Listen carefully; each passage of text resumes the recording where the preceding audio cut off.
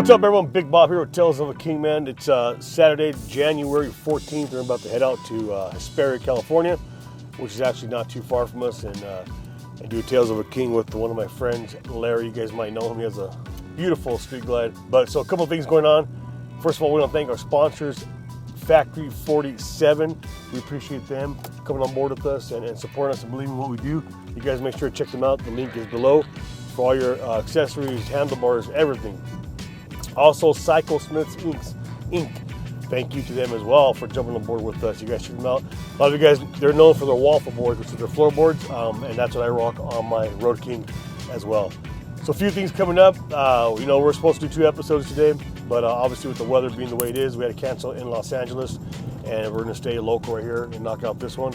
Stay consistent with the content, but like always, we appreciate all the love and support.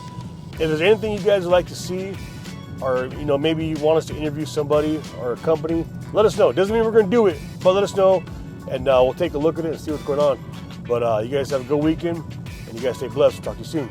King Life. Good morning, good morning, good morning. Is it okay if we film in here? So I've been coming here, you guys, for like 15 years, probably 15 better years. I come every morning, get my coffee. Once in a while, I'll grab a donut. This is the owner right here, and Sherry knows that we were actually we went to one of her daughter's weddings, so that's how close we became. Like friends become family, all that stuff. I try to support local as much as I can. I know it's like having a small business. A lot of you guys know we come from small business, how we started. But yeah, Winchell's Donuts, man. If you guys are in Victorville right here on 7th Street, hands down the best coffee in the desert, in my opinion. All right, one of those days is when I had a donut. We're running late. No excuses. If you follow me on Instagram, you know I try my best, stay fit, stay healthy. It's one of those mornings where we just had no excuses. I'm doing that's all that matters. I just want to do a topic right now. Or I want people to, what you guys think about this? Women who ride, right? I'm all for it. I'm not against it. I support it. I'm with it. So I got a question for you guys. If you would comment below or DM me or email us. The women riders, what do you think about them? I'm for it. I support them. I dig what's happening. They're growing rapidly. But do you think it's something that's going to be here for the long haul, or you think it's a fad? Let me know below. Let me know below. All right, so we're right here in Hesperia, California. It's about to rain, so we're going to try to get some riding shots first thing and just get a good interview, man. We're going to interview Larry. On Instagram, he's Vicletos909.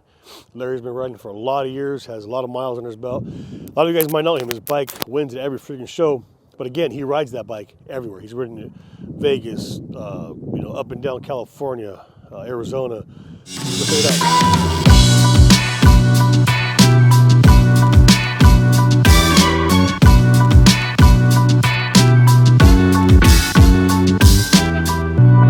What's up, everyone? Big Bob with Tales of a King. Welcome back to another edition.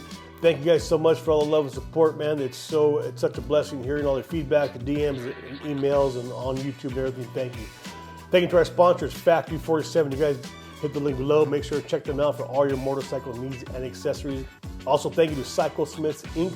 If you don't know them, they're popular for their waffle boards. And I rock their waffle boards. So check them out. Their link is down below. Thank you guys for the support. We appreciate it.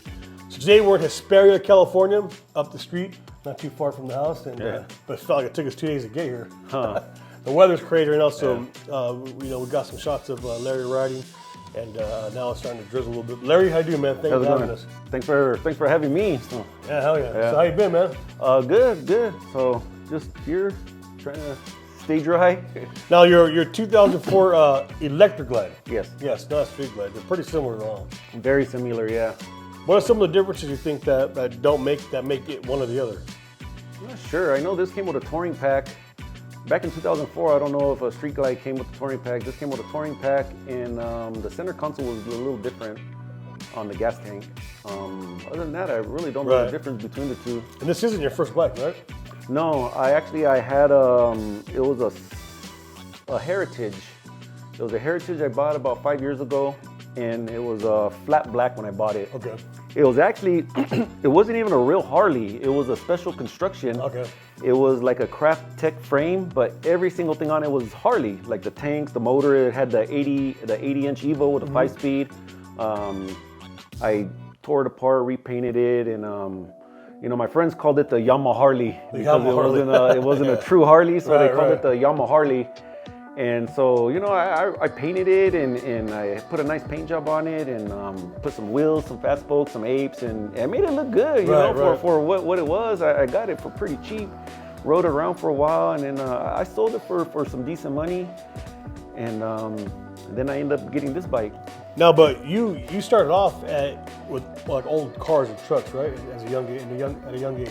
Yeah. So my dad's always had 64 Chevy pickups, and that's what he gave me when I was 17. A 64 Chevy pickup, and I've had a few old Chevy trucks, mostly just Chevy trucks. I've had a lot of Chevy trucks, 64, 62, 65, 66. I had a 67 short bed, I had a 72 El Camino, had a 66 Cadillac Coupe de Ville. Just always been in the old cars, old Chevys, and and then I got, as I got older, I started getting Silverados. So I had like 2000 Silverado. I had the body style after that, all so the way. You're a Chevy man. Yeah, me too. Chevy man. So yeah. So and I started off in that, and then I've always been infatuated with Harleys. Yeah. I've always liked them. And I remember back in 2005, I told my wife, I want a Harley, but then again, I want a brand new Silverado HD. So she said, well, you could either get your Harley or go get your HD. My other truck wasn't running too good, so I went and bought me a Silverado 2500 HD at the time. It was like in 2005 or 2006, around there. And I've always had I used to have a real bad drinking problem, which kept me from wanting to get a bike also. Right. So I kind of stayed away from that. But my uncle, he used to live in Barstow. He lives in Brawley now. He's out of Harleys. He used to have a Panhead, and then he has like a 2000 Custom. And that's the first bike I ever rode. That was about 20 years ago. And so I would go ride with him when I go to Barstow and stuff. So he kind of got me into it. And then I got two friends, Angel and Louie, and that's Louie's bike right there. Yeah, we'll check it out too. And I've known those guys for 25, 30 years. Yeah. I've known those guys for a really long time. Angel's actually my compadre. I actually baptized his daughter. Oh, wow, okay. And Louie, I've known him forever too. And so I went out and bought that Softail, or Special Construction, the Yamaha Harley. And then my compa bought a Road King. He bought a 2007 Road King. And then this guy bought this bike. So we're all riding around, just us three, just riding bar to bar. That's all we did. We didn't really ride. So you were still drinking, because you said... Yeah, I was still drinking at that point. You said you used to have a drinking problem, so we'll get to that. So you're still drinking, riding. Yeah. Yeah, okay. So all we did was just go bar to bar. We didn't really go nowhere. We just went bar to bar. No clubs. Yeah, your own thing. Yeah, we just did our own thing, and we just go from bar to bar and just get all fucked up, and that was it. We didn't really, wasn't just really getting into it. Then I bought this bike. So what you said you used to drink? So at what point did you stop drinking? Because it was a problem? I didn't know it was a problem till I quit. Oh wow, okay. Yeah, I didn't know it was a problem till I quit. So it was February of 2020. So next month it'll be 3 years sober. Oh, okay. So it'll be 3 years sober. I was drinking a lot and partying, going to the bars and spending a lot of money. Right. And so I got laid off of work. And I always knew Kaiser had this substance abuse program, and they offered to put me on disability if I take the classes. So here I am, unemployed. Did you get laid off of work due to drinking? No, it was due to other reasons, but I mean, I'm pretty sure my stupidness from my drinking might have not helped the situation. Right. But so then anyways, I didn't want to go on unemployment. It didn't pay much. So I took these classes because disability paid a lot more. Right. And I was like, I'm just going to do this so I get disability and I get, more money. And so I did it, and I had people saying like, oh, you're only doing it for that, and you're not going to take it serious. You're just going to go back to drinking. I quit to prove everybody wrong. I was like, you know what? I'm gonna prove everybody wrong. I'm gonna quit. Right. Because I used to try quitting before. I used to try, I got a lot of DUIs. I got like 4 DUIs. And wow. after, my first one, I'll quit for a couple months. I start drinking. And the second one, I quit 3 months. And then, every time I get a DUI or something bad happens, I'll quit drinking. Right. I quit for certain other reasons. Right. And so this time I quit for me. I quit for me. So, if I do it for something else, for someone else, and I get pissed off at that thing or that person, then I go back to drinking again. It doesn't work when you do it for someone else. Right. So I started doing it for myself, and I did it to prove a point, and then things just got better as I became sober. I never owned a home before. Right. This is my first house that I bought. Wow, congratulations. And so I bought my house sober.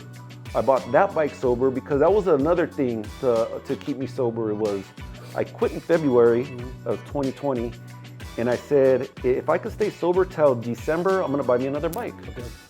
So it was like Thanksgiving when I bought this. So it was a little bit before December. I cheated myself. Actually, I treated myself. And so I seen this bike. I originally wanted a Road King. Yeah. I've always wanted a Road King. I seen this bike. It was really clean, really good deal. The guy was moving out of the country, so I got a good deal on it. And then, so I bought that, bought my wife's car, bought this bike. I have money in my bank now. When he says this bike, guys, he also has a 2021? 2022. 2022 Road Glide, which is also beautiful. We'll check that out a little bit. Yeah. Okay, sorry. So, you know what I mean? And then I got another job, got a promotion. They made me a carpenter foreman. Wow. So now here I am. I got responsibilities. I'm making more money. I have more things now that I'm sober. So I just tell myself, why would I want to go back to drinking? Right. I mean, I don't knock anybody who drinks. If you could drink and still handle your business and have a good time, that's fine.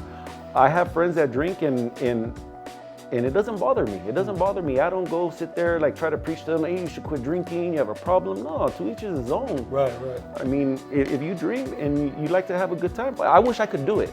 I really wish that I could just hang out, have a drink, and have a good time. But the people who do know me from drinking, which most people in the biker community, they don't know me from drinking. They just know me from being sober. But my other friends, like this guy, Louie and Angel, they know me from drinking. And once I start, I just don't stop. Right. Once I take that first drink, I'm not stopping till the next day or 2 days later, So people I've talked to that say, you just said it, is they've said it too, I wish I could have a drink or two. But the best thing to do is just not even touch it. Yeah. I can't. Yeah. Wow. That's impressive, man. Congratulations. Thank you. So so those people that doubt you are sitting here going, damn, he did it. Or you're doing it. Maybe they're still doubting me. I don't know. You're still doing it. Yeah. So, but I just see how much more I've gotten out of it. Right. So why go back? For me it was a problem. For others, if it's not a problem, you know what I mean? Then my friends, they have a lot of good things, nice things, good jobs, and they still have a couple drinks here and there, and it doesn't affect them like it affected me. Right. So. And I'm serious, like I really wish that I could just have a drink, but I already know myself. I tried quitting, and I tried limiting myself. I was like, you know what? I'll just drink. I have a couple, or I'll just drink when my wife's around, so she keeps me in line, or I'll just drink on occasions. Right. I try to limit myself, but then it just keeps grabbing me further and further back into that hole that I was in. Wow. So at least you caught it and understood before something happened or something, you hurt someone or yourself. Yeah. You know what I mean?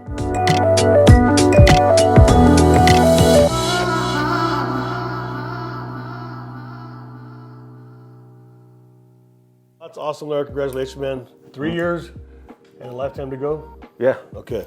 So that beard, I'm sure people jam you up about your beard all the time. Yeah. Is there a secret or you just let it grow? Hey, it just grows, People. There's no ritual where you gotta wipe mud or sniff your old lady's ass or something. I used to tell people rub onion on your face just to see if they would do it, or garlic. They would never do it. Yeah, I don't know if they did or not. I would just tell them that that's a lie. Don't go doing that. I used to tell that to people when I was just to be mean. I'm not mean no more. But no, I used to tell people that, like, just rub garlic on it, and then it's funny because my daughter would hear me tell people that, and she knew I was lying.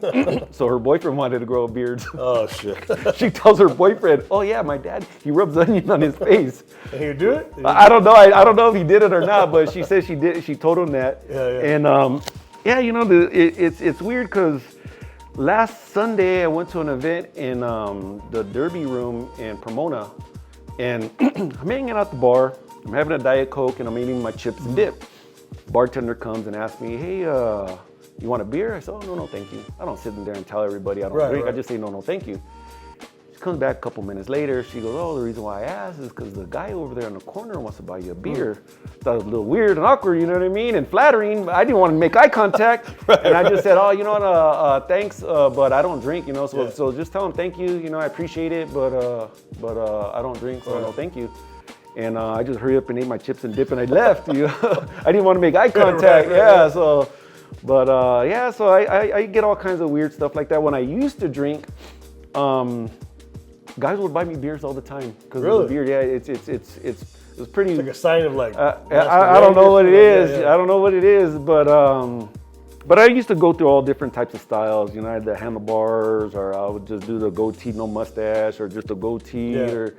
You know, I've always tried to have facial hair. You know, like my beard is makeup for a man. So you know, a woman without makeup looks different. A guy without beard, we look different. So yeah, where's your beard at? Yeah, your beard back. So I got to cover up the ugliness. So, yeah. But also your style, right? Style is big in the biker community. Yeah. As far as I'm gonna say Chicano community, we're if you look at history, the Chicano bikers are always like, you know, the estilo, the style. They're always dressed up in boots and Levi's, and you're always, I think you always look good, dude. That's just my personal. Oh man, thank you. And I'm not buying you a beer, so don't. Don't worry about it. Oh man, I could go for a Diet Coke. No, but I think that's huge, and I've talked about this before. I think with Viglasos, how we are one with our bike, right? Yeah. Your bike looks clean, so you always look clean, right? Oh, I feel like, and I think that goes hand in hand. Yeah. But as far as like you got a lot of things going on with your bike, as far as Street Glide, is it pretty much where you want it to be, or do you want to do anything else to it, or? You know, I'll probably touch up some more chrome, you know, some more chrome covering around the engine area. But for the most part, I think I'm gonna, if I do anything else, I'll probably do it to the Road Glide. The Road Glide, okay. Yeah, I'll probably start doing more stuff to that. Maybe, you know. Your wife supports everything that you do? As far as the bike goes? You know what? She's always let me do whatever I wanted. You know, whether if I was drinking, not drinking. She just my own free will. No, but I mean that's huge. You know what I mean? I mean, it would have been no fun if I guess they didn't support whatever you want to call it. You know, in your hobby or. Yeah. I mean, I know it's like a lifestyle hobby, but it's not a cheap. Well, it's not cheap. We all know that, you guys. You're right. We all know it's not cheap. Well, to be honest, she didn't know I bought this Road Glide. Yeah. So she does now. She does now. You know, she was wondering whose bike is this. I said, "Oh, it's mine." You know, I went to the Harley dealer and they approved me. I was like, "Whoa!" Yeah, I thought I was gonna get denied because I wasn't actually working at the time when I bought the bike. I was unemployed at the time when I bought the bike. But I had the saying, and maybe it's not a good saying. Don't do this. I do this a lot, but I've always said it's always better to beg for permission or beg for forgiveness than to ask for permission. Pretty much, yeah. And especially you know, trying to upgrade your stuff. Yeah, it might get you in trouble, you know. But I don't know. Oh, and then another thing, like when I bought this bike, I wasn't working. I was unemployed at the time. Yeah. And you know, everybody's asking me like, how do you have this bike and how do you have that bike? Because I went 8 months without working. I didn't have a job for 8 months recently. You know, I just started working again back in May. Did you have OnlyFans for your beard? Yeah, maybe I should start one. So there was a lot of people. I've had a few people even ask me like, what do you do? Some people thought I sold drugs. Some people thought I sold drugs. I've actually had a couple people ask me like, bro, like, what do you do? Like, you know, we think you sell drugs. And so to set the record straight, I'm a carpenter. You know, I've been in the carpenters union for 16 years. I actually developed a skill in a trade that I could use when I'm not working. Nice. So, you know, sometimes when I'm not working, I'll pick up side jobs and I'm making more money not working than if I work for a company. Okay. I built a 4,000 square foot home from the ground up.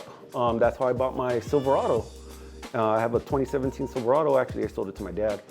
That's how I bought my Silverado. And then, you know, I built patio covers, do driveways, you know, remodels, homes. I did most of the work on my house myself. Wow. Put all the windows in. So when I'm not working for a company, I'm making my own money. And there's a plug right there, you guys. If you guys ever need something done, or you're in, what, SoCal or IE or wherever, I'll hit him up. His information below. But I mean, yeah. If Larry's, I don't know if you're willing to do whatever, you guys can discuss that. But yeah, I actually, when I'm working, I don't really do side jobs. Okay. Yeah, I don't do side jobs. I'm working right now, and a friend of mine wants me to build a garage for him, so I'm going to be doing that here and there on the side. I even told my boss, I said, I might be taking a couple of months off of work. And I said, but I want to come back, I told him. I don't want to burn no bridges. Yeah, yeah. So yeah, I work. I've always worked. I've worked since I was 15 years old. I worked at the county hospital in the warehouse, delivering stuff to the different departments. You know, I grew up poor. So my mom was a single mom with 6 kids, and it was not easy for us. And I'm just fortunate that my kids don't have to go through that. Right. So, yeah. Evolution, you went the right way. And you're giving them everything you didn't have. Yeah. That's awesome. I think that's the way it should be. That's the way they're it should appreciative, be. yeah. No, yeah. They're if you're able to, you know what I mean? Yeah, if you're able to, yeah. So. Well, let's go check out the street glide, dude. Let's go see what's got going on. Yeah. You guys stay tuned.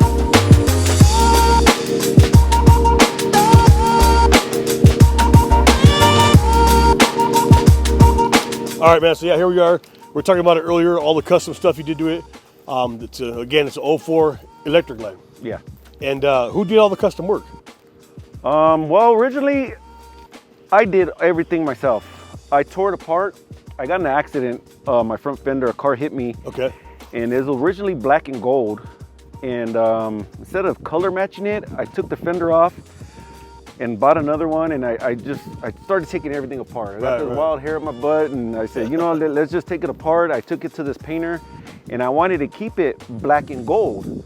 But then this painter had a truck, it was like a 50 Chevy with these same two-tone colors. Okay. I said, you know what, I'm gonna switch it up. I want these two-tone colors. And then we went, I laid out where I wanted the two tones at, and where the color separated. So you're a visionary. You already saw somewhat what you wanted to do. Kind of. And then what he did is he said, well, let's put marble in the brown. Oh, wow. So he did the marble pattern in the brown, and he just put some flake in there. And you know, once I had it all torn apart, I figured, you know, might as well, you know, put the chrome forks on, put the handlebars on, do the stereo. I upgraded the dash. So that's a screen, right? Yeah, because it originally comes with a single din. Mm-hmm. So a company called Metra makes a double din where you put it changes this to 6.5. Okay. And opens that up. Nice. And did the stereo and everything, and then I had it all looking good. I had meat hooks and everything, and I think when you first met me, I had just built it. I had built it originally. Okay, yeah. Last year in November of 2021, actually, I laid my bike down here in off of C Street. It was already done, complete. And then I just said, you know what? I called my insurance, and you know, a car had cut me off and threw me into the dirt, you know. Yeah. And I still have the parts right there, and I took it to Marcos from IE Baggers, and he pretty much redid everything. Wow. I mean, he did everything. So he redid my air ride, front and rear. He changed out my saddlebags to the new style ones. Oh, okay, nice. Changed out my whole stereo system. You guys, this stereo system, if you guys follow me on social media, you know IE Baggers, they did my stereo system, and I'm loving this thing. Is just, I mean, my bike's loud, this thing is like shut up loud. I mean, I just have the advantage of the fairing, you know. Yeah, that's night and day. I mean, oh my lord. So, yeah, they killed it, man. Marcos, and you guys know IE Baggers. They were our first shop back in 2019, I believe. That was our first shop. Actually, in that episode is what a little plug for IE Baggers is what actually gave us a boost in Tales of a King on YouTube and Instagram. Yeah. But so this thing is pretty much done. You know, there's always more you want to do to it, but as far as, it's done. Yeah. It's done. I don't see myself doing anything other than what needs to be done. Right. I still ride it all the time. Last year when it just got redone, I rode this all the way to Scottsdale, Arizona. Wow. I rode it to Scottsdale. I took it to Laughlin, took it to Vegas, to the Super Show. And the most of the part, I ride it out there. I ride it out there. It's beautiful, man. Beautiful. And so I know it's gonna get nicked up, dinged up, banged up, and It's part of the process, though, it's right? part of riding it, and Right. you just gotta fix it, and it's kind of hard when you got two bikes. You know what I mean? Right. Like which one you wanna to spoil? So. Cool, Larry. Well, I appreciate it, man. Thank you. Thank you. Once again, thank you to our sponsors, Factory 47. You guys check them out, links below, and Psycho Smiths Inc. We hope you enjoyed this special episode of Tales of a King. We'll talk to you soon. King Life.